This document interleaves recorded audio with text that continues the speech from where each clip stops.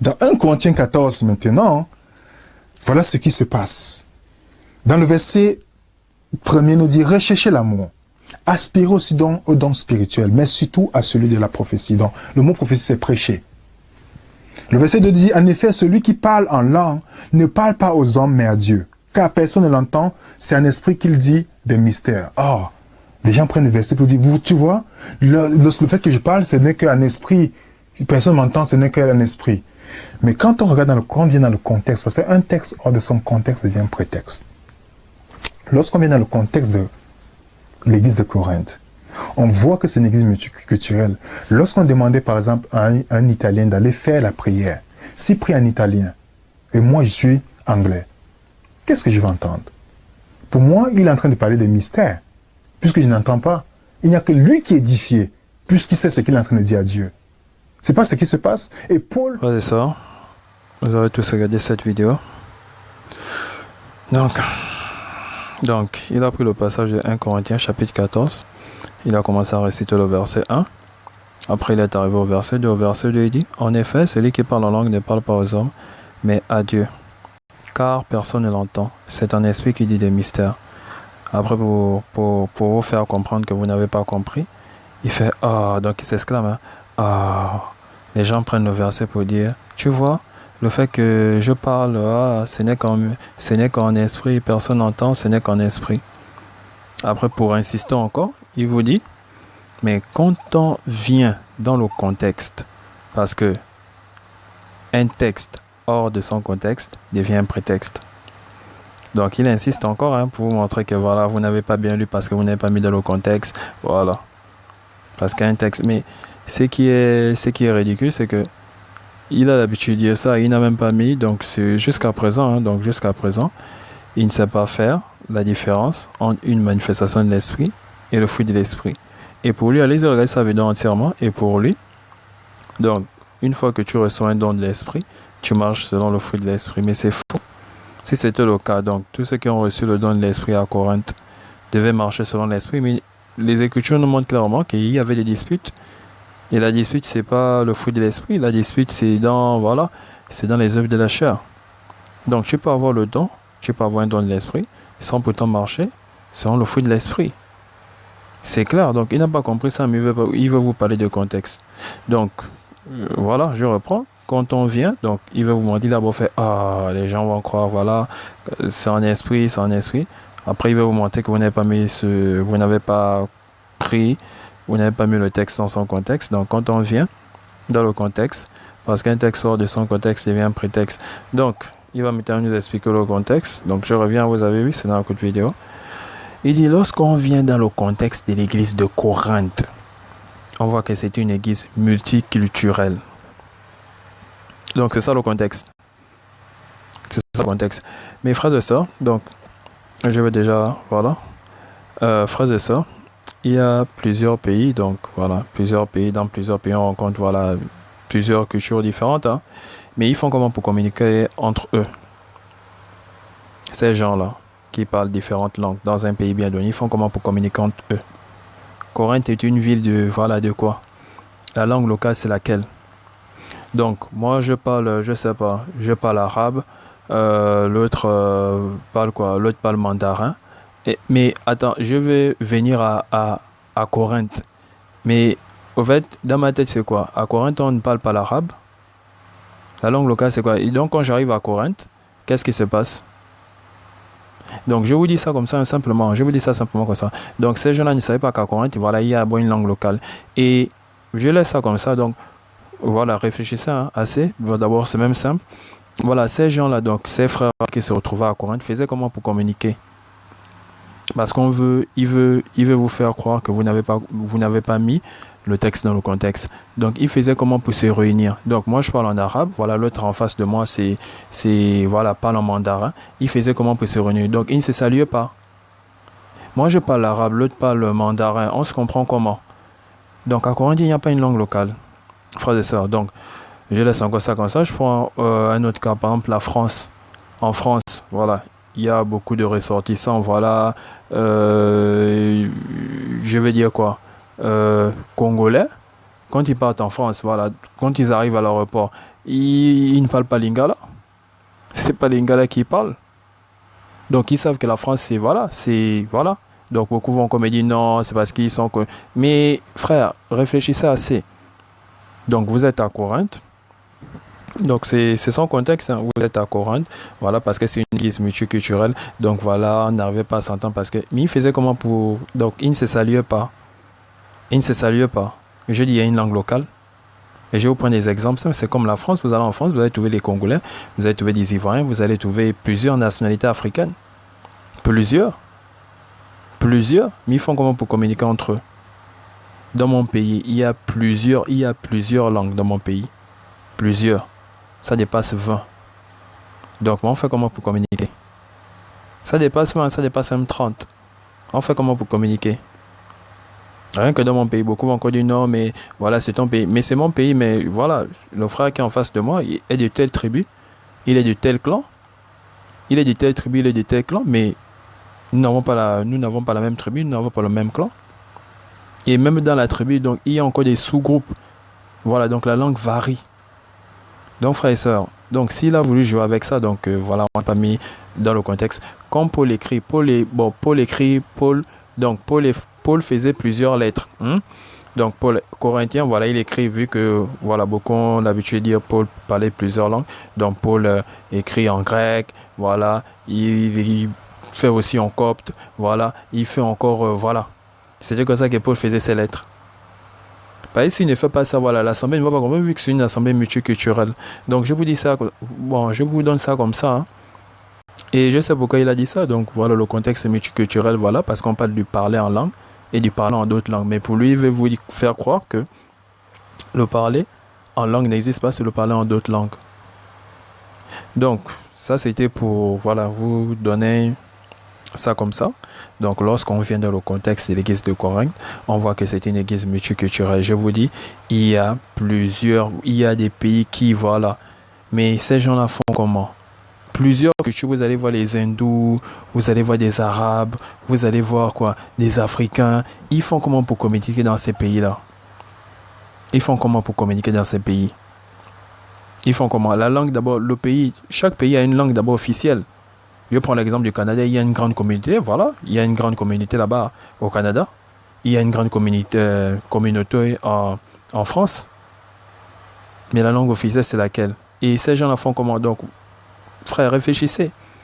Regardez comment il veut jouer avec vos esprits en vous disant que voilà, l'église de Corinthe, voilà, c'était une église multiculturelle. C'est bien beau, mais il faisait comment pour communiquer? Donc, il ne se saluait pas. Voilà, il ne se saluait pas bonjour, il ne disait pas bonjour. Donc regardez, hein, ça commence. Regardons. Après, il prend un exemple. Nous allons rebondir sur son exemple. Il donne son exemple. Il dit, lorsqu'on demandait par exemple à un Italien, donc nationalité italienne, lorsqu'on demande par exemple à un Italien d'aller faire la prière, il a parlé d'une église multiculturelle, il n'y a pas de problème. Donc c'est que si l'Italien là, c'est qu'il y a au moins 2 ou 3 ou 4 Italiens. Et notons son exemple. Il dit lorsqu'on demandait par exemple, donc c'est que on a demandé à l'Italien, en quelle langue? En italien, hein? En italien. Donc laissons ça comme ça, en italien. Vu que pour lui, au fait, la langue locale n'existe pas. Donc c'est ce qu'il veut vous faire croire, hein? Parce qu'il a parlé de non, une église multiculturelle. Donc il n'y a pas une langue locale. Donc, revenons sur son exemple. Lorsqu'on demandait par exemple à un Italien d'aller faire la prière, déjà celui qui a demandé à l'Italien d'aller faire la prière, voilà, et l'italien, voilà, ils ont parlé le même langage. Comprenez ça comme ça. Donc, il n'a pas de multiculturel, il n'y a pas de problème. Nous allons suivre son exemple. Lorsqu'on demandait par exemple à un Italien d'aller faire la prière, s'il prie en italien et moi, je suis anglais, donc il est toujours dans son truc multiculturel, il n'y a pas de problème. S'il prie en italien et moi je suis anglais, qu'est-ce que je vais entendre? Donc, toi tu n'entends rien, mais les Italiens entendent. Lui, il n'entend rien, mais les Italiens entendent. Donc, je reviens encore au verset. Donc, voilà, il donne son exemple. Hein. Il a donné son exemple, mais il a lu au verset 2. En effet, celui qui prie en langue ne parle pas aux hommes, mais à Dieu, car personne ne l'entend. Personne. Mais tu as bien dit en italien, tu as bien parlé de multiculturel. Donc, c'est que si c'est mal parlé, ceux qui ont dit à cet Italien d'aller prier, l'entendent. Mais toi, vu que toi, tu parles l'anglais, tu n'entends pas. Il n'y a pas de problème. Il a voulu jouer avec ça, il n'y a pas de problème. Voilà, c'est un jeu. Voilà, jouons. Donc, je reviens. Lorsqu'on demandait par exemple à un Italien d'aller faire la prière, s'il prie en italien, ok, en italien, et c'est une église multiculturelle, donc c'est qu'il y a un groupe aussi d'Italiens. Et moi, je suis anglais, donc c'est qu'il y a aussi un groupe, voilà. Il y a un groupe aussi d'Italiens dans l'Assemblée. C'est multiculturel, n'oubliez pas. Qu'est-ce que je veux entendre? Donc, ceux qui parlent en anglais ne vont pas entendre, hein, mais ceux qui parlent en italien comprennent. Après, il dit, hein, pour minimiser le passage au verset 2, pour moi, il est en train de parler des mystères, puisque je n'entends pas. Donc, il a tenté de rebondir sur le verset, hein. À la fin du verset, vous voyez, c'est un esprit qui dit des mystères. Après, il dit, pour moi, vu que c'est un anglais, mais il a prié en italien. Ce qui est vrai, c'est que c'est multiculturel. Il y a forcément des Italiens qui ont compris, mais seuls les Anglais n'ont pas compris. Donc, il dit, pour moi, il est en train de parler des mystères, puisque je n'entends pas.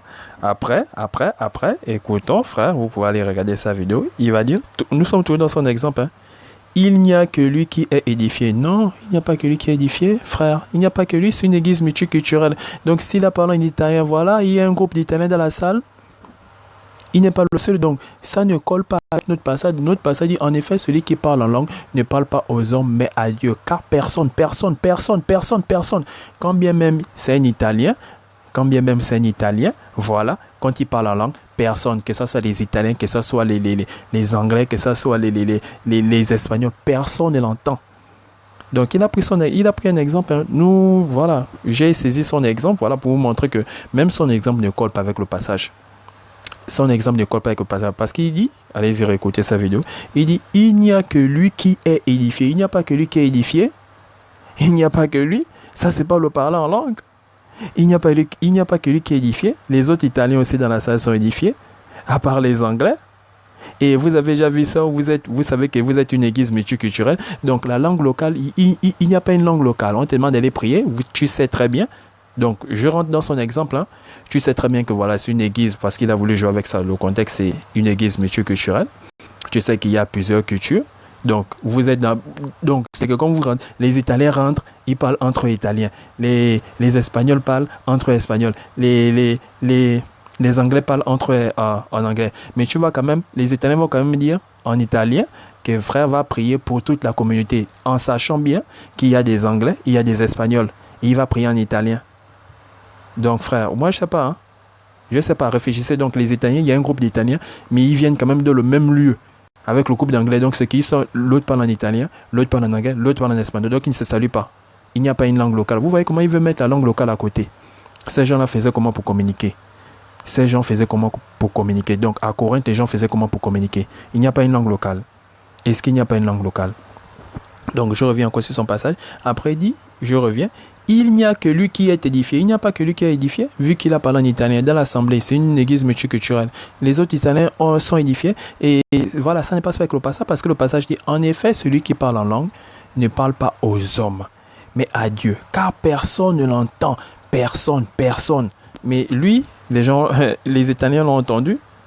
On dit personne ne l'entend. C'est un esprit qui dit des mystères. Vous voyez comment son exemple, hein, voilà, j'ai rebondi sur son exemple. Son exemple, voilà, est déjà à côté. Après, il dit, puisqu'il sait ce qu'il est en train de dire à Dieu. Non, il n'est pas le seul à savoir ça, puisqu'il sait ce qu'il est en train de dire. Il n'y a pas que lui qui sait ce qu'il est en train de dire à Dieu. Ceux qui parlent aussi l'italien ont compris ce qu'il dit à Dieu. Donc, il a édifié le groupe d'Italiens. Ça ne passe pas avec le verset. Le verset dit bien, celui qui parle en langue ne parle pas aux hommes, mais à Dieu, car personne ne l'entend. C'est un esprit qui dit des mystères. Personne ne l'entend. Donc, même si c'est un Italien, voilà, il est tenté de parler en langue, et un autre Italien à côté de lui n'entend pas. C'est ça. Il a pris l'exemple. Nous avons rebondi sur son exemple. Nous avons rebondi. Donc, c'est bien beau. Vous vous opposez à l'esprit. Moi, je ne sais pas pourquoi. Je ne sais pas pourquoi les versets sont là. Mais moi, je sais pourquoi lui. Donc, il n'est pas le seul à tenir ses propos par rapport au parlant en langue. Il n'est pas le seul. Il y a plusieurs. Donc, lui, moi, je sais parce que d'abord, c'est un adventiste. Les adventistes du 7e jour ont beaucoup de doctrines des démons. Et je sais qu'il ne fait que réciter. Donc, si Ellen White avait parlé en langue, donc un faux parlant en langue aussi, hein, parce qu'il y a des faux parlants en langue, Seul l'esprit aussi peut te dire que voilà, celui qui parle là, c'est un faux parlant en langue. Donc ne vous amusez pas à dire voilà, non, l'autre. Non. Ne vous amusez pas à demander l'esprit au Père. Le Père va vous donner l'esprit. Donc vous avez même vu dans le passage de Pierre. Dans le passage, voilà, dans Acte, voilà.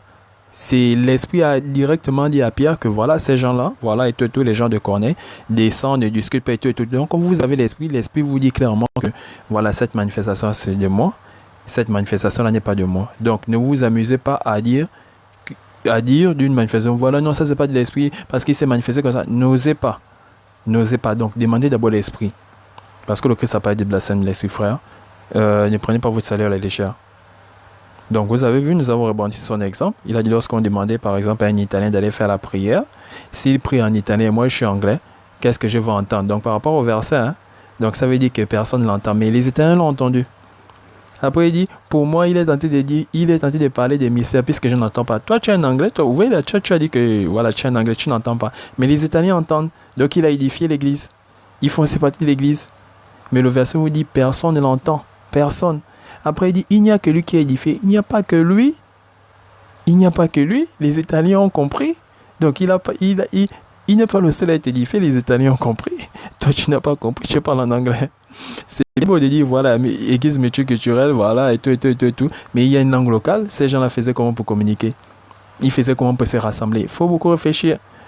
Après, il dit, puisqu'il sait ce qu'il est en train de dire à Dieu, il n'est pas le seul à savoir ce qu'il dit à Dieu. Les Italiens aussi ont tous compris ça. Ils ont tous compris ça. Après, il dit, c'est pas ça qui se passe. Regardez, son exemple, hein, voilà, nous avons bandé sur son exemple. Et c'est ridicule. C'est bien beau, multiculturel, c'est bien beau. Et je prends l'exemple, voilà, vous êtes en France, il y a plusieurs, il y a les Congolais, voilà, et il y a les Arabes. Bon, un Arabe, voilà, c'est pas tous les Arabes, il y a aussi certains Arabes, voilà, convertis, hein, gloire soit rendue à Dieu, dans le nom de Saint Jésus-Christ. Voilà, il y a beaucoup des Arabes, voilà, convertis et autres. Il y a beaucoup de mandarins, donc convertis aussi, donc les Chinois et autres. Donc, frère, et quand ils se retrouvent en France, ils parlent voilà, il n'y a pas une langue locale. En France, on parle quoi? C'est pas le français. Donc, quand ils sont entre eux, ils peuvent parler leur langue. Mais la langue locale, donc, quand ils viennent se rassembler, ils parlent quelle langue? Donc, frère, il faut beaucoup méditer, hein? Méditer beaucoup. Donc, il y a une langue locale. Et vous avez vu son exemple. Il y a une langue locale et il y a une langue particulière. Donc, il a dit multiculturel. Donc, c'est que s'il parle en mandarin, il y a forcément son frère mandarin qui est aussi édifié. Mais le verset vous dit qu'il est le seul. Personne ne l'entend. Personne ne l'entend.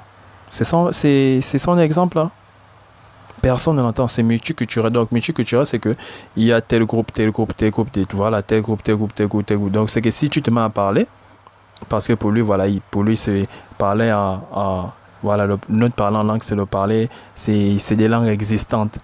Mais on vous dit personne. Donc, quand bien même tu es à côté d'un frère qui parle le mandarin comme toi, quand tu parles en langue, il ne comprend pas. Il ne comprend pas.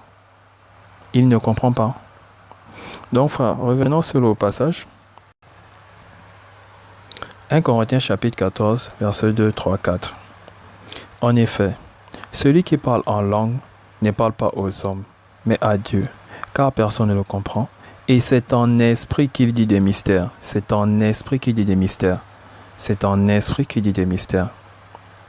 Donc c'est clair, celui qui parle en langue ne parle pas aux hommes. Il a pris l'exemple de l'Italien.